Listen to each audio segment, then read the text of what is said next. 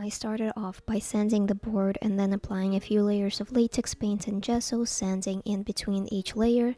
To finish off, I used sandblock with the finest grain to give the board a smooth finish. Since this is not the most exciting content, I will not go into many details, but I might post a separate video later on. Now to the painting itself, here's my reference photo that I used for the layout. I thought that I could freehand it at first, but I did majorly mess up at one point, so I actually had to redraw the perspective lines by first attaching a string and using it to put a horizon line, and working from there I put all other elements. Moving on, I blocked in the main shapes and colors, using spike oil to thin out the paint and going back with the second layer of color if needed. I did not paint in any small details at this stage, since this was just a step that allowed me to see the general composition of the painting and see if I wanted to add more details somewhere or if I felt that something was missing. After laying down the colors, I moved on to adding actual details. I used a lean medium at this point to thin out the paints. I sketched out the paving stones, the windows, and other elements.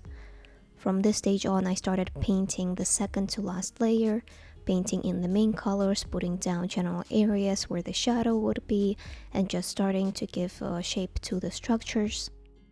I tried working on my painting from back to front, meaning that I tried to paint in what is in the background, proceeding to what is in the foreground. Although I did go back and forward between painting details in the background, middle ground, and foreground throughout the whole of the painting process. Here, I was just adding a thin layer of color to the building, sketching out some main structures. I used a mix of titanium white, raw umber, and naples yellow red as my base color for the walls. I used a flat brush to apply the paint. This gives me a general sense of where the things should be, but this is not their final shape or color. Actually, later on, I went over the whole of this area in a slightly different shape, but this step allows me to get a sense of where elements are positioned. Next, I focused on painting the roof tiles. I applied the paint quite thickly to give dimension to the painting, and also because I did not want to painstakingly paint each tile one by one. I used around 3 or 4 shades throughout the tiles, alternating between them. I did use a slightly different color on the roof of the second building, making it slightly lighter and also smaller than the one at the front. And since the wall section and trees have a similar color scheme, I also paint them using the same shades as I used on the roof. Here you can see me painting in those tree trunks, but I do actually repaint these ones later on. Throughout this whole painting, I would go between different elements and repaint them so that the painting would look cohesive in the end. I also quickly put down some green in the background and paint the benches using the same shade as I used in the roof. I briefly filled in the green bottom area too because it was distracting me too much. And then I proceeded to paint the paving stones. This section actually took me the longest because of a few things that I overlooked. I had never painted something of the scale, so I grossly underestimated how much paint I would need. Thus, I lost a lot of time mixing the colors for the paving stones. Also, I did paint in each individual stone, and instead of putting highlights and shadows later on, I did it at the same time, which obviously took longer than necessary. However, I did improve and learn as time went on, and I started painting in the stone at a much faster pace.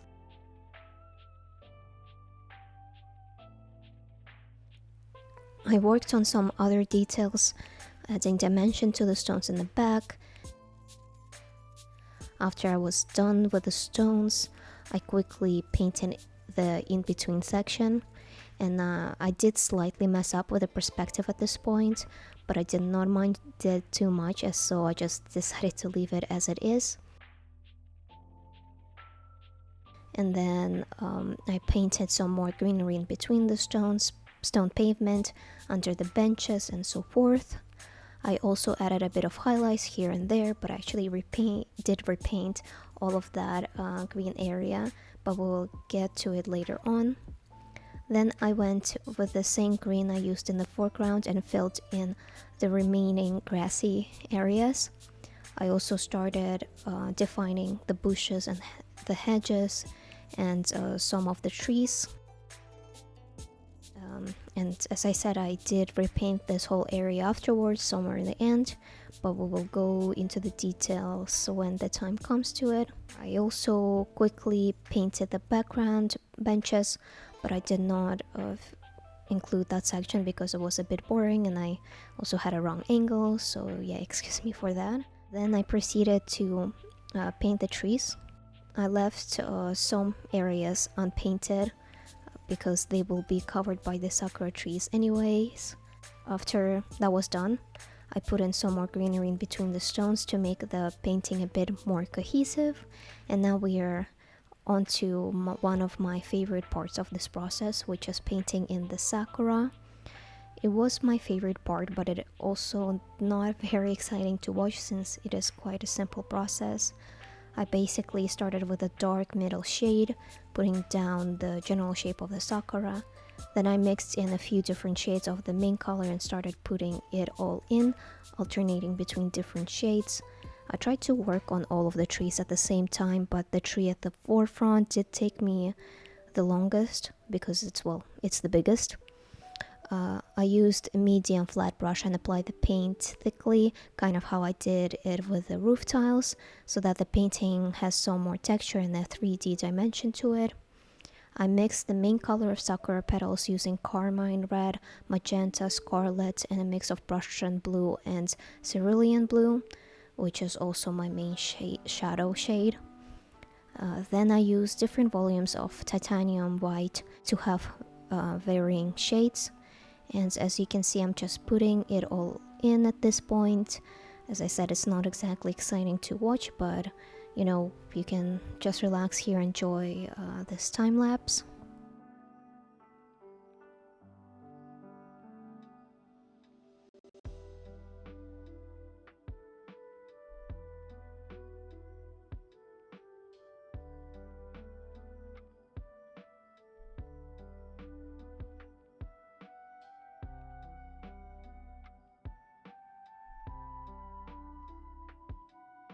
And here I was putting down the highlights, and I think this started to bring the painting together and give it more shape and color and dimension. As you can also notice, I did use quite a few shades in the petals, but that is just how it is when when trying to paint realistically. Flower petals have many shades, and I tried to emulate that.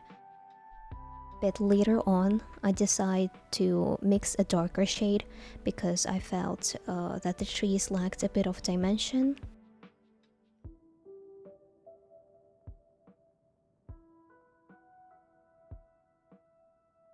Here I put the darker shade, and I know at this point the sakura does stand out quite a bit, but it does get better. Just you have to believe in the process. After finishing off the sakura flower petals, I began the final paint layer. At this point, I was mixing paint with a fat medium as needed, working with the oil painting rule or principle of putting fat over lean, which is when you use a thin medium in the first layers and then use a fat medium with higher oil content in the last layers. This allows the paint to lay smoothly and prevents it from cracking as time goes by. I started off with finessing the details on the benches, evening out the colors, adding highlights and deepening the shadows. For the benches, I mixed burnt sienna, naples, yellow red, and a touch of raw umber. For the next few minutes, you will see me tackling the buildings. I started off by defining the windows. This took me quite a bit of time because I was trying to make sure that all the lines adhere to the perspective. For the light gray shade, I mixed Prussian blue, cerulean blue, raw umber, magenta, and a lot of titanium white. I prefer mixing my own gray and black colors instead of using the pre-mixed ones in oil painting, especially when trying to paint realistically, because this way I can control the amount of blue, red, or yellow undertones, since sometimes I need cooler shadows in certain areas and then warmer ones in other cases. Anyways, afterwards, since I had some of that gray color left, I also painted other elements that were of the same color. And now I slowly added some more color to the buildings, brightening out the wall colors because they were looking a bit too bleak compared to everything else. I also started adding even more details at this point, defining the different crevices and textures. I went back and forth defining out lines and shapes. After that layer had slightly dried, I started going in with shadows and highlights. For my highlights, I mixed a tiny bit of the main color with titanium white, and for my shadow, I used Prussian blue mixed with a touch of cerulean blue and a bit of scarlet. Depending on whether I needed it to be more cool toned or warm toned, I used more of Prussian blue or more of scarlet respectively. Sometimes I used a touch of raw umber if I needed a brown undertone. I painted the window ornaments and other ornamental elements, giving them more shape and dimension. For the small details, I used a small flat brush for more linear lines and a small round brush for curved shapes. And as you can see, I took quite a bit of time working on the buildings, making sure that the lines, as I said, adhere to the perspective. I was not used to drawing on such a big canvas, and I was even more not used to painting such a perspective heavy composition, so I did take quite a while with making sure the lines are more or less correct. So yes, as you can see, I just continue adding more shadows and highlights in different parts of the buildings, making sure that everything is how I wanted it to look. Of course, it is not perfect, but I'm just trying to do my best.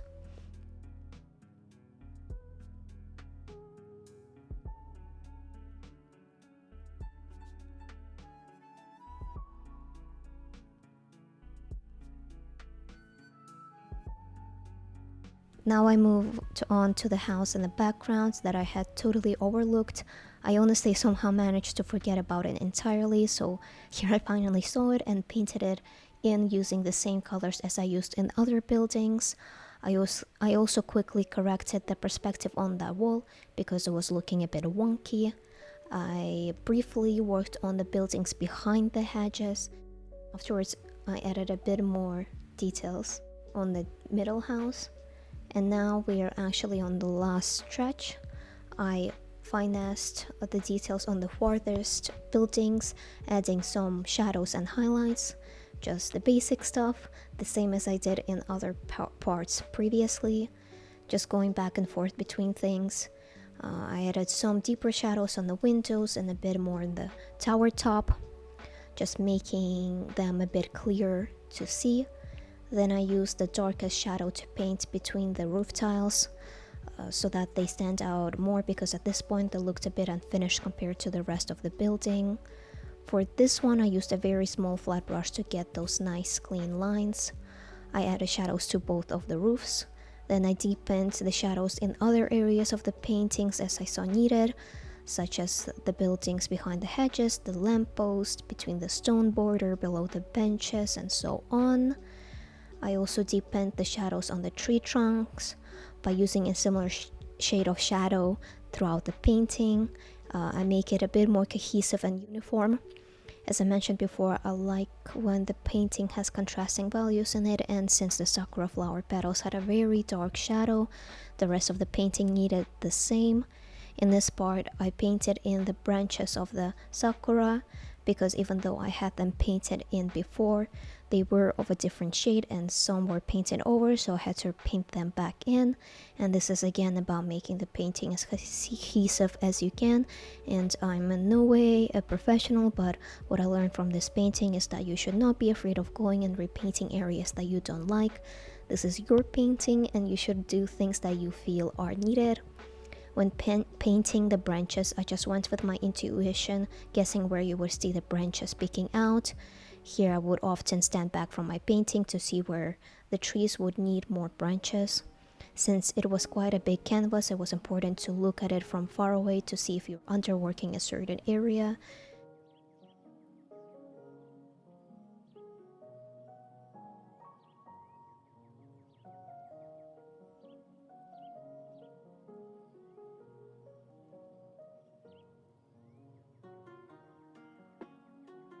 As I mentioned before, after painting in all of the other colors, I realized that the green was well of a wrong shade. I mean, it wasn't wrong, but I felt that it was way too muted compared to all of the other colors, so I just decided to repaint this whole section. I went in with a much darker shade of green for the shadows compared to the previous one, and I used a more, let's say, a pure green color mix.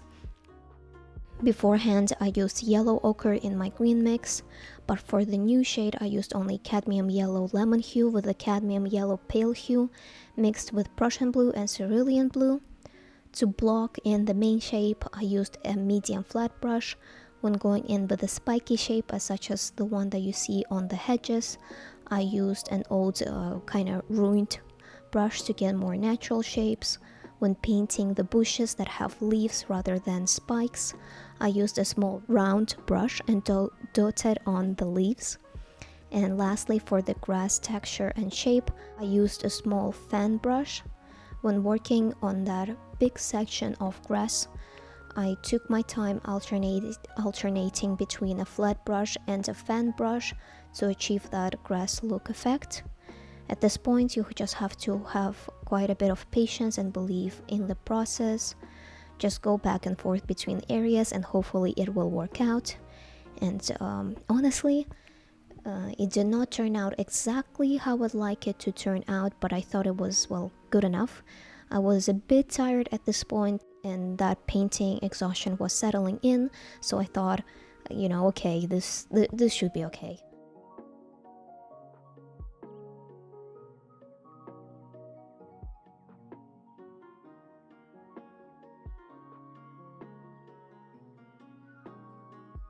Afterwards, I added a bit more foliage to the background trees and then added the leaves that you would see sticking out between the sakura flowers.